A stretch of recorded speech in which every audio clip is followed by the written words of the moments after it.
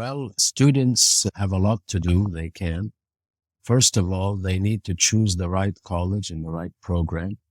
In today's world, it's beautiful. You can go to the websites and get a feeling of how progressive is this college, how modern is the curriculum, okay, especially if you have insight from somebody who knows about the profession. So choosing the right program is important. Reputation. Sometimes I say ranking, and sometimes I feel ranking is not always telling the truth.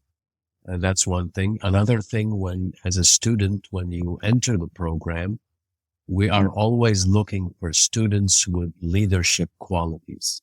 And sometimes they say leaders are born, not made.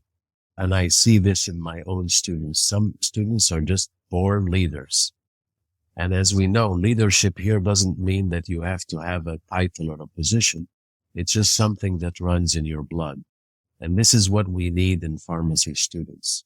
We need students who will go to the dean's office and say, I have a suggestion. I think we should do things in a different way.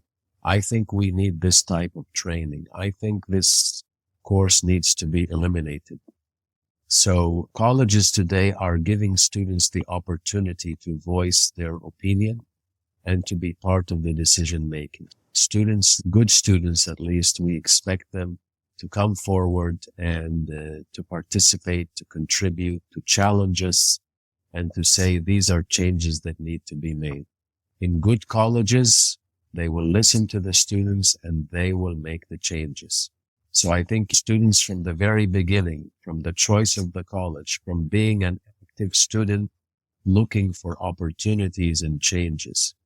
And once they graduate, and I've seen this in many pharmacy graduates, we tell them the slogan of never stop learning and lifelong learning.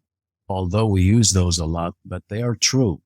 There are so many things that as a graduate, you cannot stop because you're already, even after you graduate, you are already behind in some aspects of pharmacy practice if you are in an advanced city or country. So if there's something that you missed, you can always take a course. And in today's world, online courses are everywhere. Or you can take training, some kind of training in hospital X, Y, Z, etc.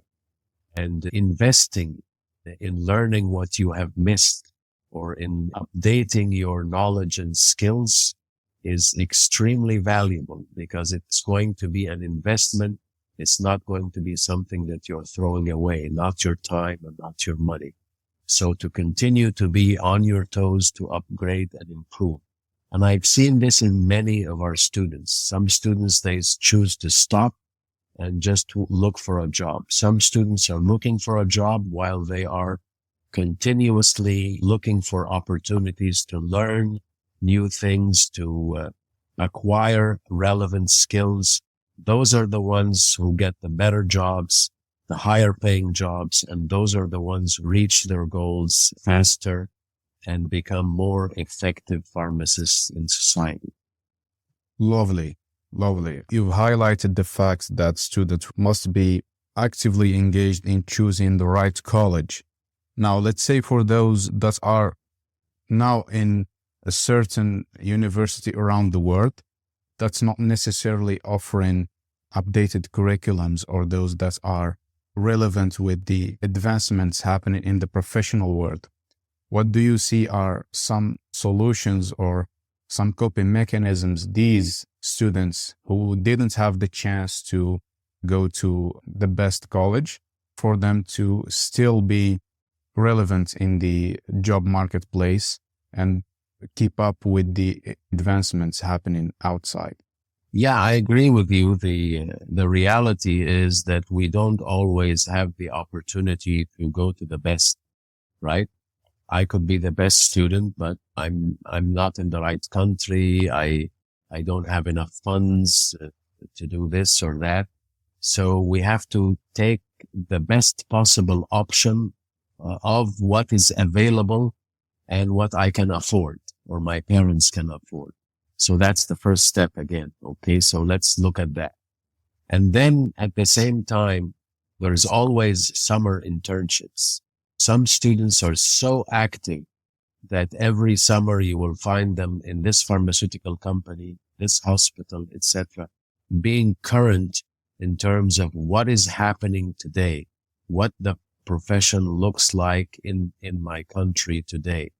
And sometimes even the pharmacy profession is an interesting one because it differs from one hospital to the other. In the same country, you may find advanced practice in one hospital and only dispensing in another hospital.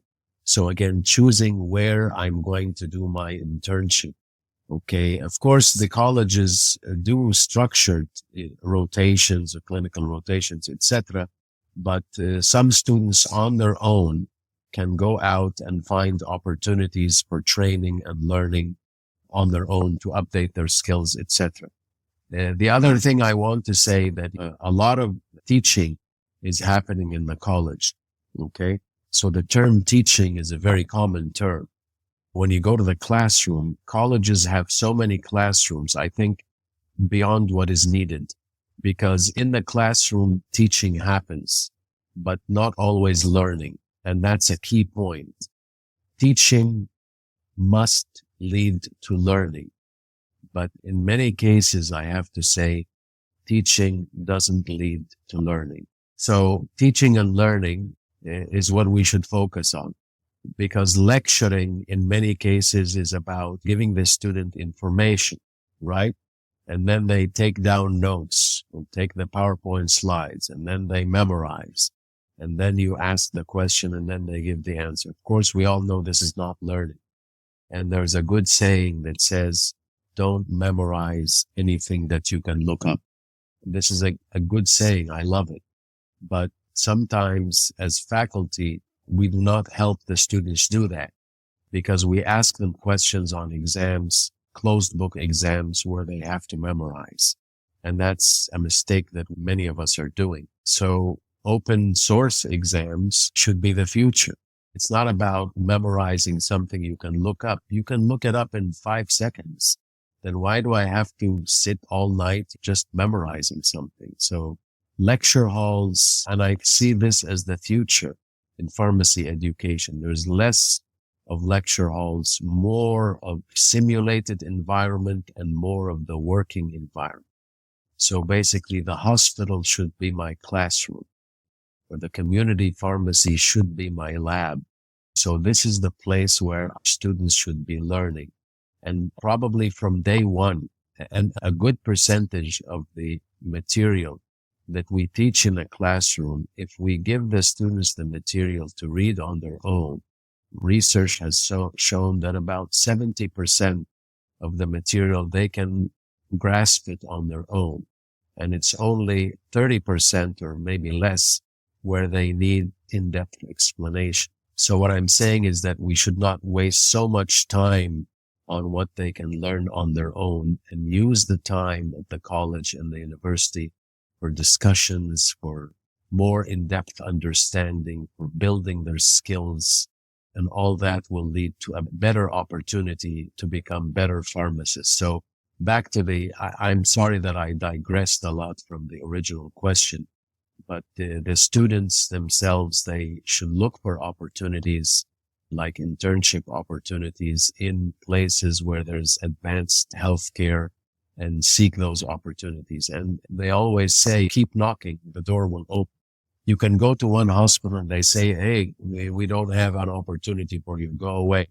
Okay. If you keep coming back or trying different things, the door will open at some time. If you insist, if you are persistent as a student, if you are resilient, you are going to reach your goal.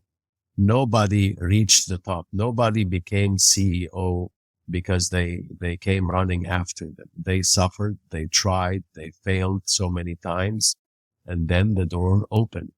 And this is why we are looking for pharmacy students who are leaders, born leaders, leaders who will change the curriculum, who will help us to change the curriculum. Okay. We know the rules. They don't have rules. They don't have boundaries. And this is what's beautiful about students. They don't believe in the rules and boundaries. We want them to be leaders because while they're at school, they help us change the curriculum. When they graduate, they make changes and lead changes in the profession itself to better serve their patients and at the same time to be respectable members of the healthcare team.